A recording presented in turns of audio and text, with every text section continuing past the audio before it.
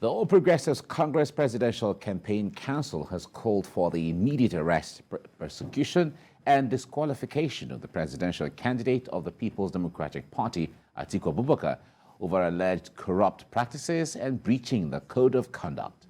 The council was reacting to allegations that he operated special purpose vehicle while serving in the office as Vice President of Nigeria. Now, we want to make the point that Atiku does not enjoy immunity simply because he is a presidential candidate. And we're saying this because we understand that the law enforcement agencies may be reluctant to act simply because of the perception of persecution of a presidential candidate that this may evoke. However, facts are sacred. The facts so far presented to the world clearly indicate that Atiku Abubakar has a case to answer. He has an explanation to make. In other climes, when such serious allegations arose in the middle of campaigns, the law enforcement agencies acted decisively. All right, that was Festus Keyamo. And okay, now let's get to the issues now. Joining me in the studio, two lawyers. Public affairs analyst Jide Ologun is here to help us make sense of all of this. Good morning, Jide. Good morning, Good Mike. to see you. Thank you. And we also have a legal practitioner and member of Kwara State PDP Unified Presidential and State Campaign Council, Tunji Abdulhameed. It's nice to have you join me, Tunji. Thank you very much. Good morning. Nice Welcome. Now, let me start with you, Tunji. The point there is, after the APC, PCC addressed the call for a world press conference calling on your candidate to resign to renounce his candidature. And not just that, even calling on the EFCC, ICPC, CCB to arrest him in under 72 hours. I wonder what you make of that call, though, from all of the allegations that were leveled.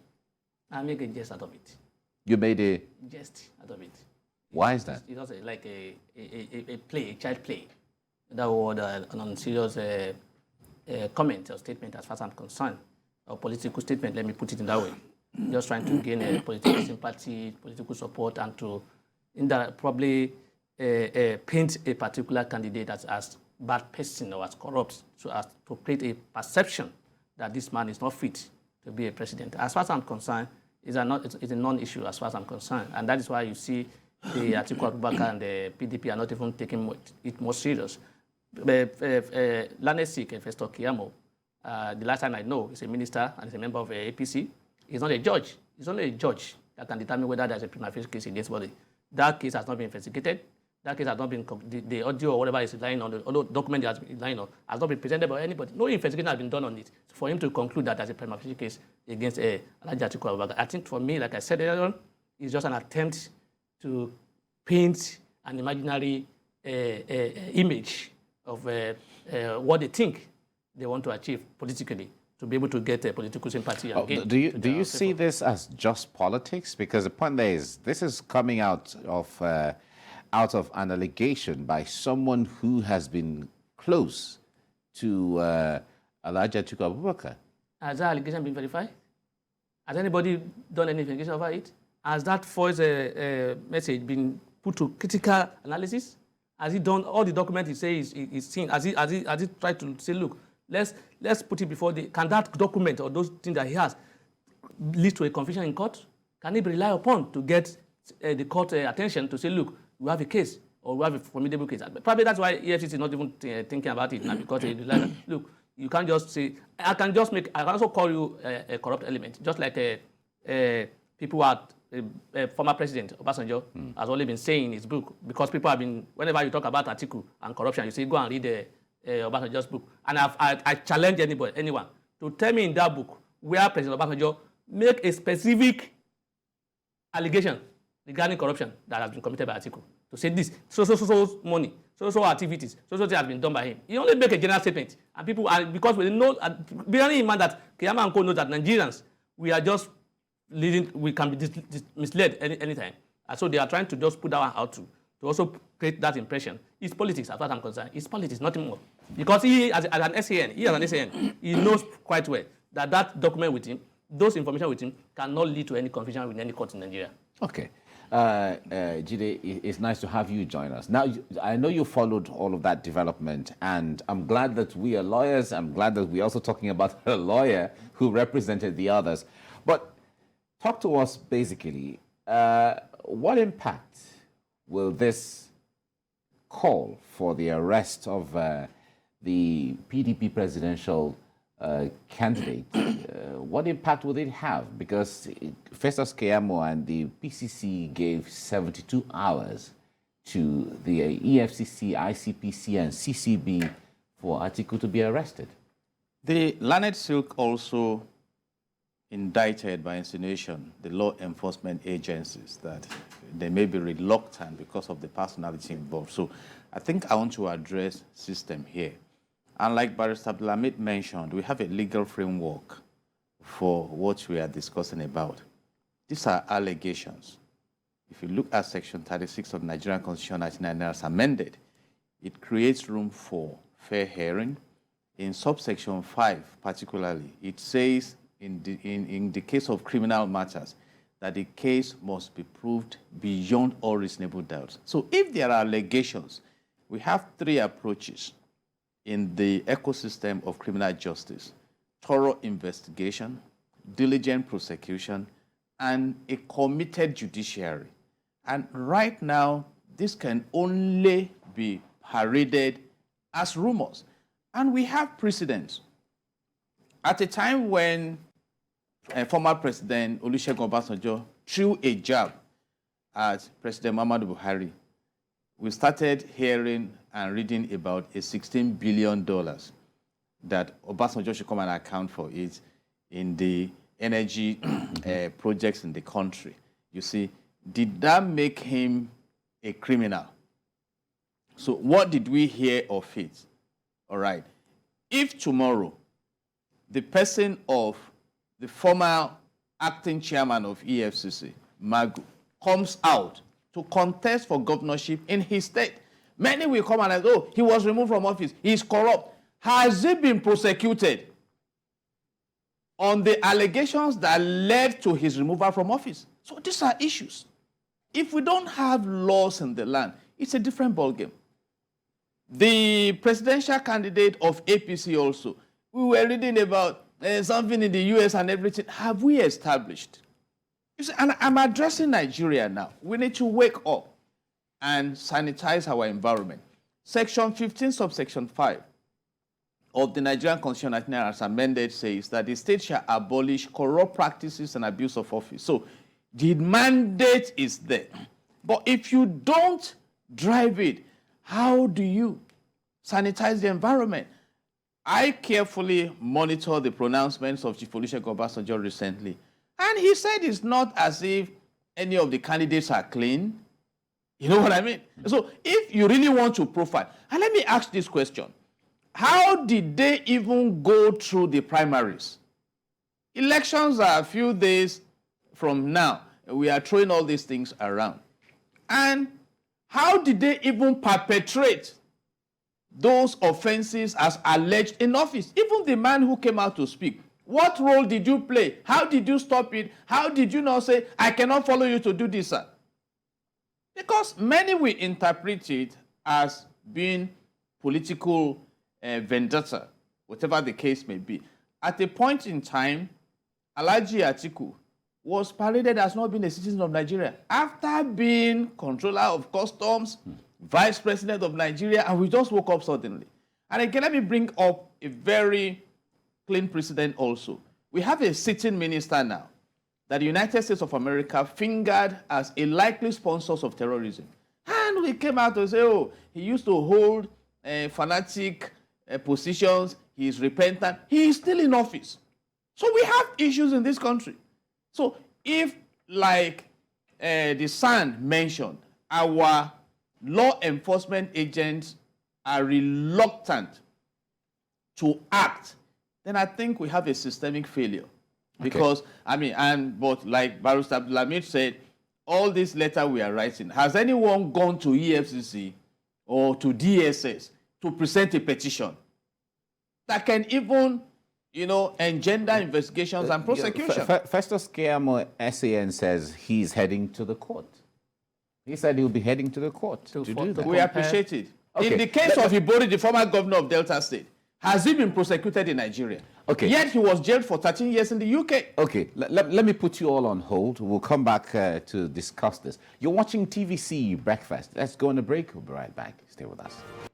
You're watching TVC Breakfast, and on this segment, we're looking at the recent press conference organized by the PCC, the Media Directorate. The 4 directorates came together to talk to the world regarding the allegations that the presidential candidate of the People's Democratic Party, Alhaji Atiku Abubakar, floated some SPVs as a special purpose vehicles to siphon monies at the time he was vice president. Those were all allegations by one of his aides or former aides called Michael Achimugu, and in viral videos that have gone round parts of the world.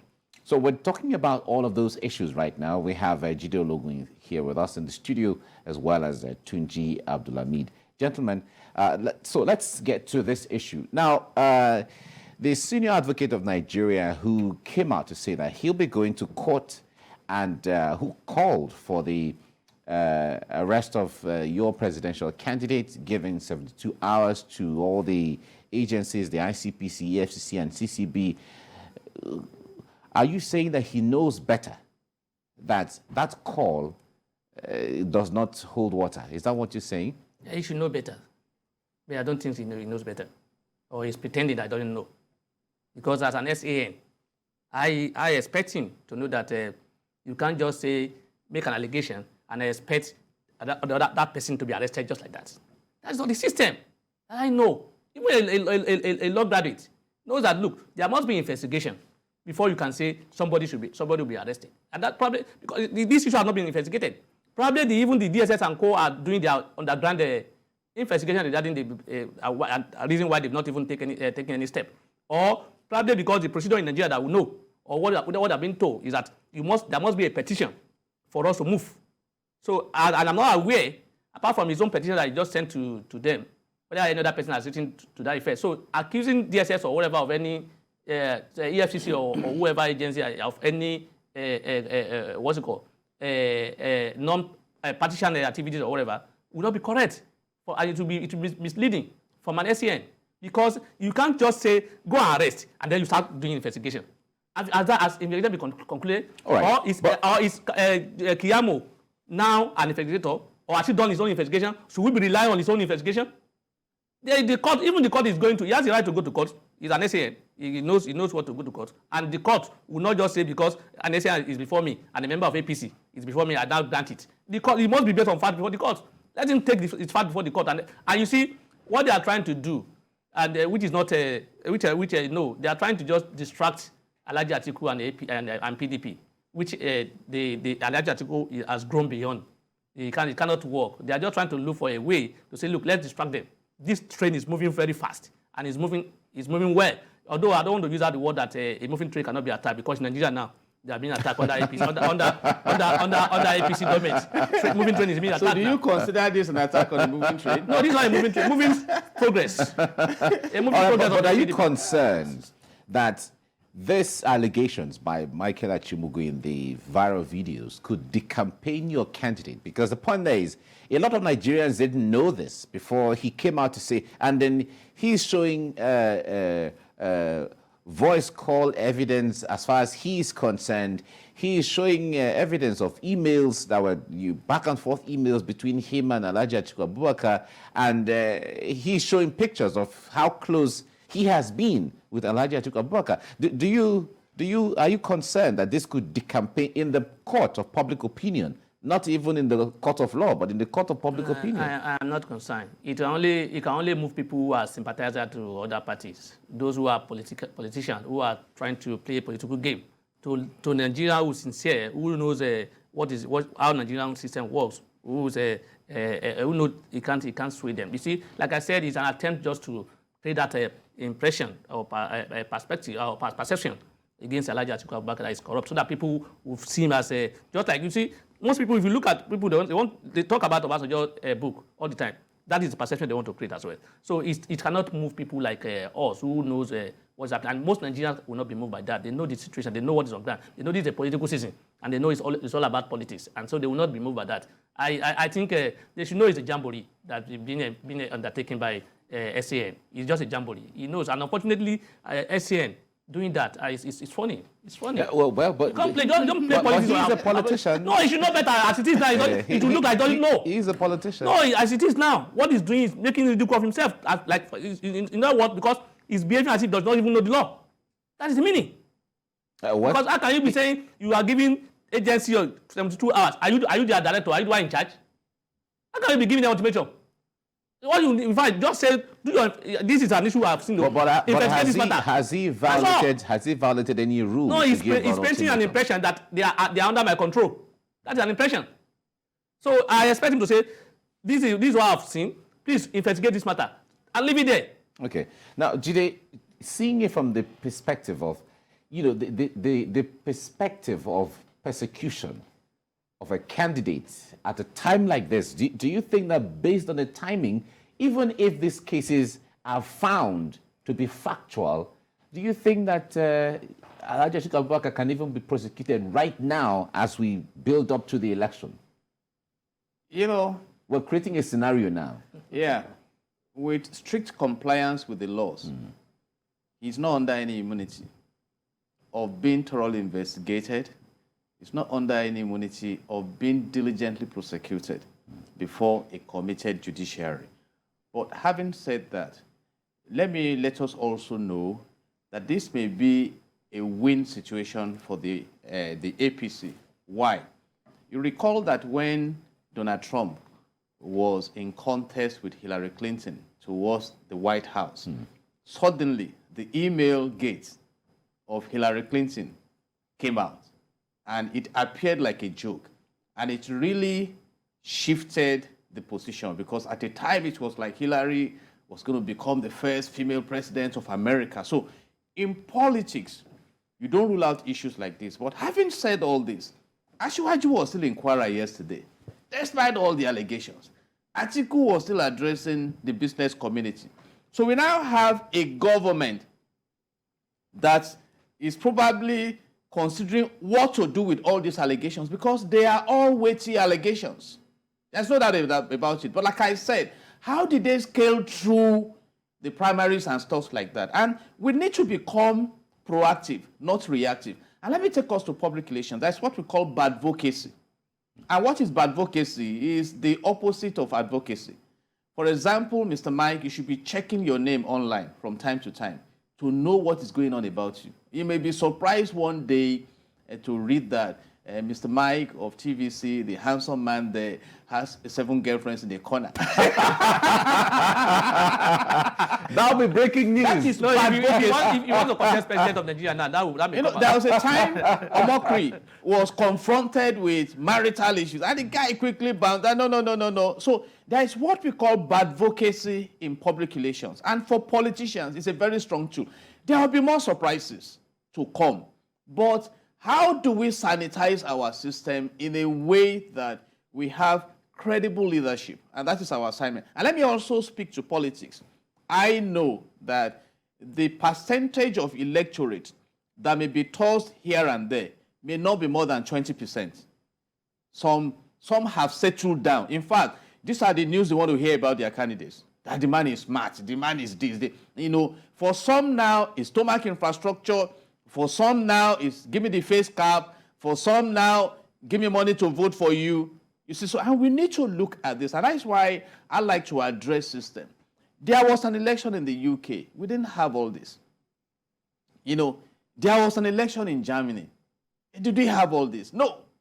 So we need to come up. And like some are saying, we are still growing our democracy. I believe so also. And I pray that one day, before the Prime Minister gets to office in the UK, they will come to debate in NIIA, in Victoria Island here, or come to TVC to present their manifesto. So we still have...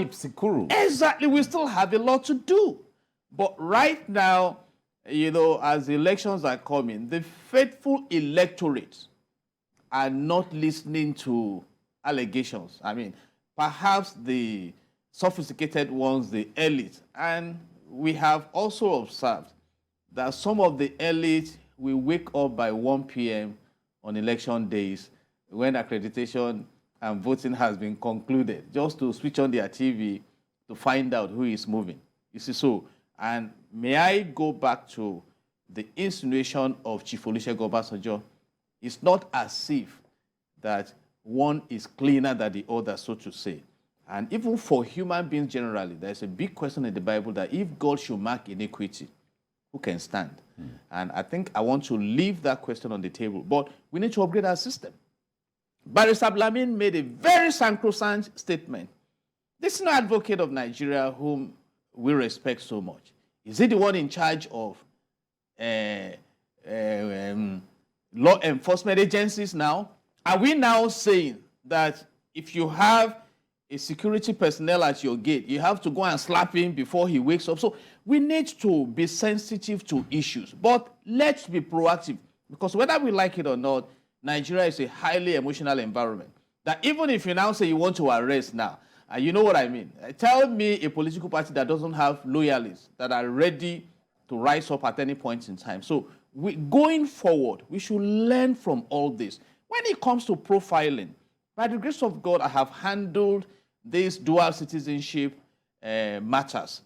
And, you know, sometimes I sit back and ask myself, this person is a billionaire, is coming to your country, and you are asking to primary school, the business you do, the source of the business, when you registered your and I keep wondering, to come to your country, yes.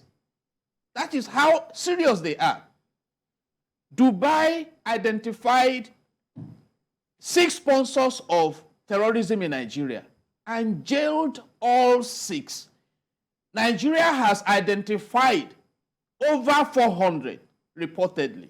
I'm yet to read about a single one convicted. So we have systemic issues, and we must note this so that going into the future, we fine-tune our governance system to ensure also that we don't have oil thieves making us to lose $2 billion in 5 months. Okay. And we can enjoy the good of this land. All right. Now, Tunji, let me draw your attention. Since some of these videos went viral by Michael Achimugu, and then the press conference by the APC, PCC, social media has gone agog with Nigerians reacting to the questioning the credibility and the uprightness as well as the character of the presidential candidate of the PDP, especially coming from the prism where he is campaigning that if he's voted into government, he will sell national assets or privatize them. So with this now, where a lot of persons see that, oh, this is somebody who is a specialist in from social media reactions, as is someone who understands the business of back channel businesses, you know, floating SPVs just to siphon monies and all of that. According to the reaction, they're saying that he's not somebody that they want to, you know, give their votes to. How do you react to this? Are they saying selling our moribund at unproductive and consuming billions of naira? Well, is it a bad thing? Nepal was sold. We're still waiting to get lights. Are we not still having our issue? What I'm saying is that, look, this attempt of making it look like if you sell our whatever, it's not good. The APC regime in 2019, when we were campaigning, when there was campaign there, Atiku said the same thing. They condemned it. Today they are doing the same thing. The issue of privatizing some of our assets. They condemned it. That why can you privatize? How can I have what's it called? Such refinery consuming billions of naira in terms of salary and maintenance every year, and it's not giving me one product, and then you say I should continue. What kind of business is that? I don't. But the refineries haven't been privatized. They are just making it a political statement. They know that is the best thing to do. They know, except they are not wise. You see, and the issue we are talking about, if arresting and prosecuting somebody is by mere allegation. In fact, I tell you, the APC candidate, presidential candidate, Asiwaju Bola Ahmed Tinubu, will not be contesting now because there are a lot of allegations against him. That there are a lot of allegations So many allegations. There's another one recently regarding a drug issue. There are issues. So what I'm saying is that in the end that if we are to go by way of somebody raise an allegation, and based on that allegation, that person should be seen as that is the way he is, then Asiwaju, Obi, and any of them will not be contesting. Because there are allegations against all of them. So someone would say the cases are not necessarily the same in the context of, even in the case of Asiwaju, where, you know, there are allegations here and there, where there are reports here and there, but no one has come out to say, well, I was there and I saw this and I saw that, as the case may be. They are the same. They are even more. In fact, Asiwaju one is even more concrete than Atiku, because I'm aware before now that there's a case against Asiwaju at the High Court regarding corrupt practice, filed by his former director. That case is still in court. So what are you talking about? So that's the concrete evidence, as far as I'm concerned. And that's more germane, because there's also already a case in court regarding somebody, just like we said, closer to him, his director, or a close ally. So what are you talking about? There's no difference between the two. What I'm just saying in essence is that, look, if you go by way of allegation, say once allegation is made, nobody will contest it in Nigeria. Because once I want to contest, there will be allegation against me. And whether right or wrong. So what I'm saying is that once allegation is made, you must verify that allegation. You must ensure that allegation has been investigated thoroughly before you can go to court. So if you are giving 72 hours as if you are the boss, you are the one in charge, as if he's the one in control of EFCC and whatever, SCN, being an SCN does not mean you are the alpha and omega. Being a former prosecutor for AFCC does not mean you know the law more than any other person. It's not a privilege, an opportunity to be there. So what I'm saying is that, look, if you say because he's a former, because he's put it there, former prosecutor, former this and that does not make any difference. He's not showing as if he knows the law. He's just trying to play politics. That's just it, as far as I'm concerned. So it's not about allegation. It's by allegation, nobody will contest election among all the candidates we have now. Even Mike will not contest election, because as cool as he is, as good as he is, as clean as people see him, if you want to contest election tomorrow now, I will raise an allegation against you. And we are together. We are together. And they will say that, no, it's too late. They are together. They must know what it's talking about. So will that be enough? So you just cook up allegations? Will that be enough? So how do you know that this one that was put up now is not cooked? And just like, let me just borrow the words of my media director, one of my media director, Dino Melai, say it was cooked up in a particular place. So who ascertained that? All right. Now, Jide, some people are calling Michael Achimugu a whistleblower, and some people said he has to be commended. And others said, well, they're drawing attention to the fact that, just like Tunji is saying, that it's just politics. But the point there is, bringing it down to the reality of it and the timing, do you see it as more of politics than a legal issue? I see it more as a matter of politics, but the legality should not be thrown away. You know, so the state should rise up on the strength of Section 15, subsection 5 of the Nigerian Constitution as amended, which says the state must abolish corrupt practice and abuse of office. You recall that even in the case of governors who enjoy immunity from prosecution, when there were allegations against Ayodele Fayose, the former governor of Ekiti State, there were investigations and evidences were housed. Even when he left office, he drove himself to EFCC to present himself. He's in court right now. You see, so when it comes to implementing the laws of the land, the dictate of the rule of law says no one is above the law. And the one who has come as whistleblower, the government should look into these facts, you see, and proceed. Like I said, we have this presumption of innocence under the Constitution. So if at the end of the day you are not found guilty, you are released to go, as we are discussing now. And that's why I also pinpoint what the son mentioned about reluctance on the basis of personality. I just read a story, a 32-year-old jailed to go and die by hanging for stealing 57,000 naira. You know, so it's not as if we have laws in the land. And so you compare 57,000 naira with all the... And obviously, Nigeria is in poverty because there has been damaging vandalization against this country. I mean, I am traumatized by the fact that, and it's just a political trauma, that about $2 billion we lost to oil theft in 5 months. And the big question is he a roadside engineer that will construct pipe to steal oil on the ocean? Exactly. These are issues. That's When a it big comes question. to moving in the direction of national development, nobody is above the law. But I have established a framework here. You need thorough investigation, you need diligent prosecution, and you need a committed judiciary. So if the son is saying he is going to court, let's see how he can bring Alhaji Atiku to court for prosecution at a sensitive time like this. But I also have mentioned, which is a reality, that Alhaji Atiku has his followers. And when I say followers, you know what I mean. They have signed peace accord and different kinds of signing. And INEC is in the middle, waiting. So we have enough machinery to ensure that we prompt candidates that are credible. But also going forward, we need to be proactive about it.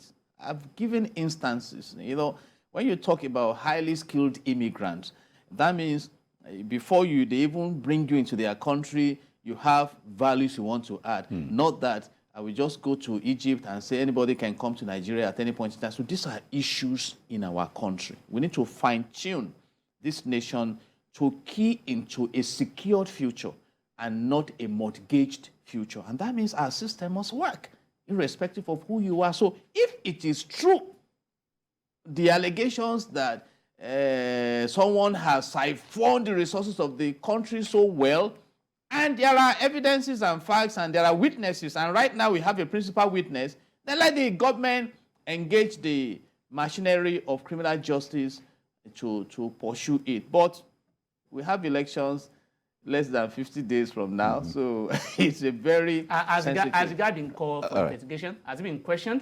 That's why we are addressing We're just taking his the evidence look like and sinker, as if it's automatic. No, so that's what I see But the point the there is, SN doing. you cannot remove that from the perception that could create in the minds of Nigerians, because a lot of people who are supporting candidates, some are doing out of the feeling of emotions, or the fact that I think I love this person, or I think I like this party, and so on. So something that is thrown in that nature, whether in the eyes of the law it doesn't hold water, but in the minds of the people's emotions. And moreover, it is that emotion that is going to lead people to the... And that was why I said in my introduction, there's an attempt to create wrong impression and perception. Okay, it's just an attempt. It's a political attempt. All right. It cannot work. Well, we have to leave you here Yes, now. where's that? Tunji Abdulhameed, thank you so much for coming on the program. very much. Really appreciate Thank you it. very much. And Jide Ologun, thank you very much for coming. Thank you. Thank God you bless very much. Nigeria. Thank you.